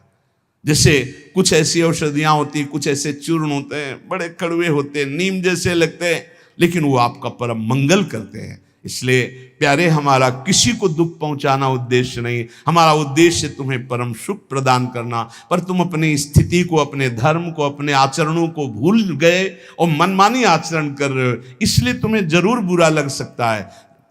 जैसे शास्त्रों में बार बार ये आकर्षण की निंदा की गई। अब अज्ञान के कारण, न जानने के कारण, उस शास्त्रों को कहते हैं, अरे स्त्री के शरीर की निंदा की, तो किसी के शरीर की कोई कौन सी वंदना की गई है। पुरुष का शरीर चाहे स्त्री का शरीर है तो पांच भौतिक परस्पर आकर्षण की निंदा की गई, परस्पर अधर्माचरण की निंदा की गई। अगर आप शास्त्र सम्मत बातों को विचार करके देखें तो आज जो हमारी दुर्दशा हो रही वो शास्त्र न मानने से हो रही, शास्त्र की आज्ञा का पालन न करने से हो रही।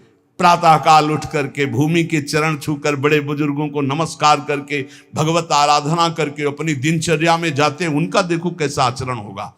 जो सुबह से ही उठे गंदे आचरणों का चिंतन, गंदी वार्ता, गंदी क्रियाएं, पशुता छा गई है। इसलिए प्यारे, आज किसी भी प्रलोभन से यदि हमारा मन लुभायमान होगा तो हम शास्त्र की सही बात तुम्हें नहीं बता पाएंगे। और अगर हमारा उद्देश्य आपको भगवत प्राप्ति कराना है, आपका मंगल कराना है, तो निर्भय होकर दहाड़ते हुए आपसे कहेंगे, और आप प्यार से सुन लेना।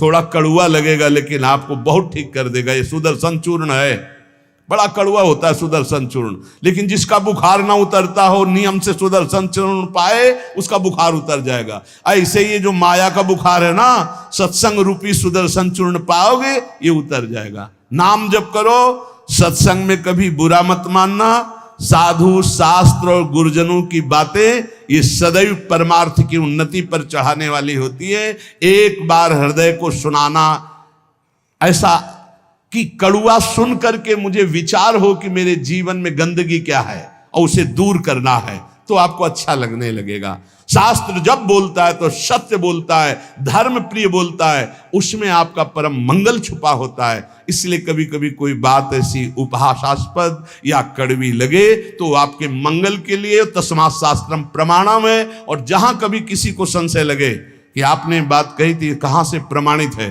तो आप हमसे हृदय से पूछ लेना। वो कहीं ना कहीं लिखी होगी, आप देख लेना, कहीं ना कहीं लिखी होगी।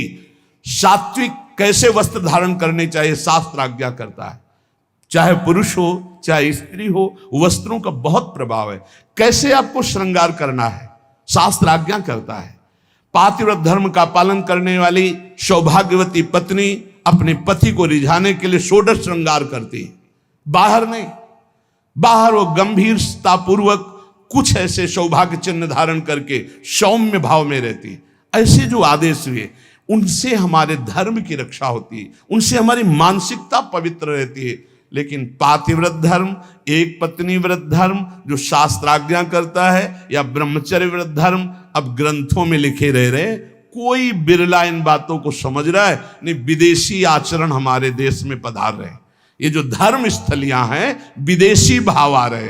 तो हमें लगता है सत्संग ही है एक जो तुम्हें डांट सकता है, सत्संग ही है एक जो तुम्हें झकझोर सकता है, सत्संग ही है जो तुम्हें गिरे हुए को शब्द के द्वारा उठा सकता है। आज गुरु कृपा से, श्री जी की कृपा से हजारों लोग इन्हीं कड़वी बातों को सुन सुनकर उठकर खड़े हो रहे हैं, अपने गंदे आचरणों का त्याग करके भगवत मार्ग में चल रहे।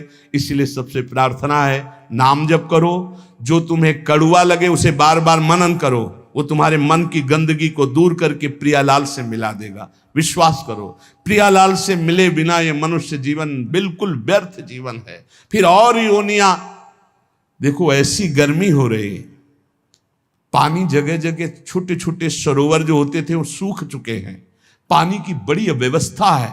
सोचो उन पशु पक्षियों को जहां आसपास नदी नहीं है। पहले तो धर्मात्मा लोग छोटे छोटे ऐसे पानी की व्यवस्थाएं करते थे पशुओं के लिए। सैकड़ों जगह वृंदावन में ऐसी नादी बनी हुई थी जिनमें शीतल जल भरा होता था गौओं के लिए। एक जगह भी खोजना मुश्किल हो जाएगा। पशुओं के लिए, पक्षियों के लिए पानी की बड़ी व्यवस्था है। तुम तो मनुष्य बिसलरी की बोतल खरीद लोगे, उनको कहां से है? विचार करके देखो। तो अगर हम अन्य योनियों में जाते हैं तो कितने भयानक दुख हमारे ऊपर होंगे। जंगलों में पानी सूख रहा है, पानी की कोई व्यवस्था नहीं। बहुत से ऐसे पशु पक्षी हैं जो चल करके जा करके नदी में पानी नहीं पी सकते, उनको वहीं नजदीक पानी चाहिए। कहाँ पानी की व्यवस्था है? पहले हमने देखा इसी वृंदावन में बड़े बड़े ऐसे पात्रों में पानी भरा हुआ है पशु पक्षियों के लिए, और नादी बनी हुई बड़ी बड़ी, उनमें शीतल जल भरा हुआ गौओं के लिए। बड़ी उदारता रहती थी। 50 जगह लोग शीतल मट के लिए जल प्याऊ थे सबको पिलाने के लिए। सब धर्म धीरे धीरे ह्रास होता चला जा रहा है। इसलिए उठो, धर्म के मार्ग में चलो, दूसरों का हित करो, शरीर के सुख की ज्यादा चिंता मत करो। ये लकड़ी में रखकर जलाया जाएगा या गाड़ दिया जाएगा, इससे कमा लो तपस्या, ब्रह्मचर्य, संयम, नियम, नाम जप। शेष चर्चा आगे। श्री राधा वल्लभ लाल की जय।